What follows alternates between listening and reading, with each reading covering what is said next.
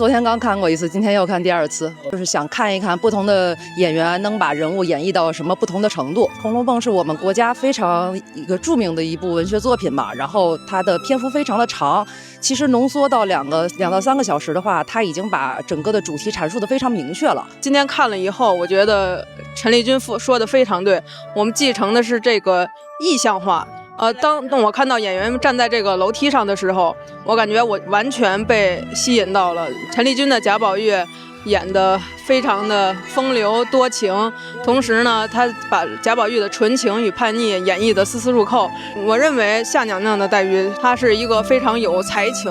有风骨的人。然后李云霄所演绎的宝钗呢，她是非常的机敏过人、聪慧内敛，同时也是温柔端庄的。我也喜欢《红楼梦》超过30年，我觉得今天君君演的是我心目中最完美的贾宝玉。多来我们北方演出，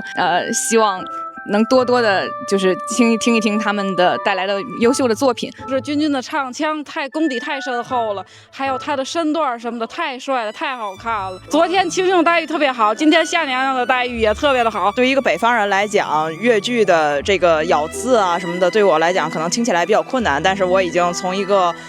可能需要完全看字幕，到现在已经看一个新的粤剧，我已经现在不需要字幕了。我非常喜欢2位老师，然后今天也是我第7次看2位老师的戏曲了。就一直在关注大观园的这个巡演，就是我之前也是对传统文化没有什么太多的认知的嘛，然后也是因为陈丽君老师这个人，我才有这个兴趣走进这个剧场，对太虚幻境的这场戏印象非常深。因为呢，它是整个的女性的群像，然后包括它的戏点是在贾宝玉身上的。虽然他是一个就是男性角色，但是呢，我觉得陈丽君老师，因为她是一个女性意识非常强的人，所以说她能够用自己的这种女性的魅力去给这个角色赋予一定的深度。我看了2次，我这一次是从福州赶过来的，我是昨天晚上抢到的回流，然后我当晚我就订了机票，然后今天就赶过来了。我是一名高中生，然后我一直想走进剧场，但是因为学业原因，然后现在才终于来到剧场，第一次看到大观园，